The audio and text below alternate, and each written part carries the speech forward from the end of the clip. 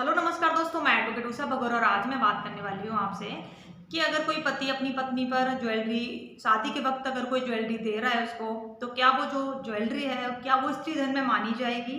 जी हाँ, काफ़ी सारी क्वेरी थी, काफ़ी सारे क्वेश्चंस थे जो मैंने देखा और समझा कि इस पे मुझे वीडियो बनाना चाहिए। खास टॉपिक था क्योंकि जो पति हैं वो डाइवोर्स के टाइम पे या फिर 498A के टाइम पे जब भी उन पे कोई ऐसा केस लगता है या 125 जो भी मुकदमे या डोमेस्टिक वायलेंस में, जैसा भी आप देखते हो आए दिन समाज में जो मुकदमों की जो संख्या बढ़ती जा रही है, उनको देखते हुए जो पति हैं जो अपनी पत्नियों पर काफ़ी सारी ज्वेलरी शादी के वक्त चढ़ा चुके होते हैं, शादी में दे चुके होते हैं अपनी पत्नी के लिए। लेकिन होता क्या है कि जो पत्नियां हैं वो ये कह के उनको डरा देती हैं कि जो आपने मेरे पे जो ज्वेलरी चढ़ाई है, जो दी है मुझे ज्वेलरी, वो तो स्त्री धन में काउंट होगी।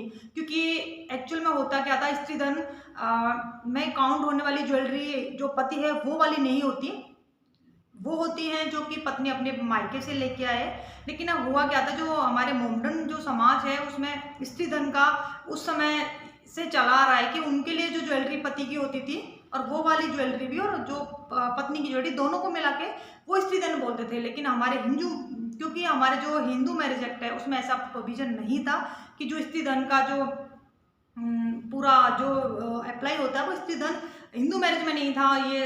लेकिन कहीं ना कहीं उन्होंने इस चीज़ को अपने फेवर में हिंदुओं ने भी अपने फेवर में ले लिया और कई वकीलों ने जो उल्टी सीधी जो अफवाहें फैलाई कि जो पत्नी पे ज्वेलरी है पति की वो सारी स्त्री धन में चली जाएगी और पत्नी की हो जाएगी। लेकिन ऐसा बिल्कुल नहीं है। मैं आपको एकदम साफ साफ स्पष्ट कर देती हूँ कि ऐसा नहीं है। क्योंकि जो ज्वेलरी है जो पत्नी अपने मायके से लेके आ रही है, एक्चुअल में सिर्फ वही ज्वेलरी है वो स्त्री धन में जाएगी। बाकी की जो पति उस पर शादी के वक्त उसे दे रहा है वो स्त्री धन में नहीं काउंट होती।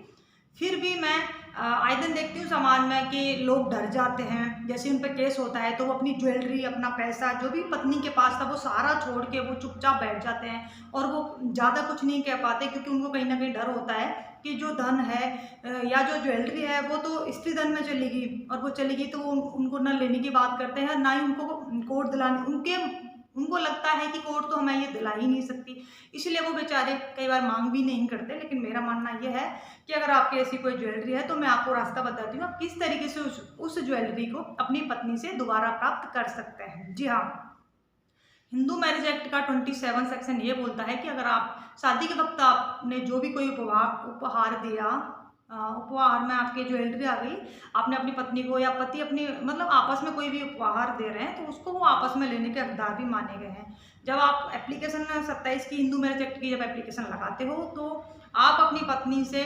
आपने जो ज्वेलरी उनको दी है तो वो आप प्राप्त करने के हकदार हो। क्योंकि वो आपके घर नहीं रह रही तो आप तब तक ही दे सकते थे जब तक कि वो आपके घर में रह रही है। तो आप उसको उनसे प्राप्त वापस से कर सकते हो, ज्वेलरी ले सकते हो। अगर वो नहीं देती हैं तो आप एप्लीकेशन में साफ साफ लिख सकते हो। दूसरा मैं आपको बता देती हूँ कि आप किस तरीके से इसको साबित करें कि जो ज्वेलरी है वो शादी के बाद या फिर डाइवोर्स हुआ था या फिर कैसे भी करके जो जो ज्वेलरी है वो पत्नी के पास ही है। क्योंकि कोर्ट में जब अगर आप जाते हो तो आपको साबित भी करना होता है कि वो जो ज्वेलरी है आपकी वो पत्नी के पास ही है। इसके लिए क्या करें कि अगर पत्नी डाइवोर्स के बाद या फिर आप में जो डिस्प्यूट हुआ था उसके बाद किसी विवाद के बाद अगर वो किसी शादी में गई है तो उस शादी का फोटो या उस शादी की कोई वीडियो जिसमें वो ज्वेलरी पहनी हुई देखी गई थी या फिर जिसने देखा था वो एक या दो कोई ना कोई गवाह कोर्ट में करा सकते हो। ऐसे आप उनको साबित कर सकते हो। तो वहाँ पे आपकी सेक्शन 27 की एप्लीकेशन अलाउ होगी। पत्नी से आपको पूरा जो आपकी धन संपत्ति या ज्वेलरी जो भी है वो वापस दिलाया जाएगा।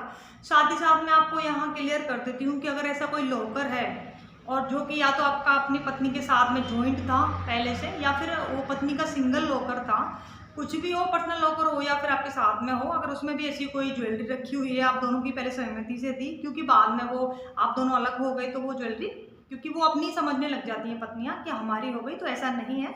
आप वो लॉकर के लिए भी आप एप्लीकेशन दे सकते हो कि जो वो लॉकर है उसको भी वो खुद से ना खोलें, उसको भी आप सीज कराने के लिए एप्लीकेशन लगा सकते हो आप, और वो भी लॉकर भी सीज हो जाएगा और आपकी जो ज्वेलरी है वो आपको वापस दिलाई जाएगी। अगर आप कोर्ट में इस तरीके की एप्लीकेशन देते हो तो आपकी ज़रूर सुनवाई होती है। लेकिन होता क्या है कि कई बार पति अपने अधिकार नहीं जानते तो वो कहीं ना कहीं अपनी पत्नियों के पास ही अपनी ज्वेलरी, धन सम जो भी होता है वो उन पर छोड़ के बैठ जाते हैं, उनके लिए ही छोड़ देते हैं वो, और उनसे वापस नहीं मांगते डर की वजह से। लेकिन मैं आपको रास्ता बता दिया, आप इस प्रक्रिया से अपनी जो भी धन संपत्ति, जो भी ज्वेलरी है पत्नी के पास, वो वापस ले सकते हैं।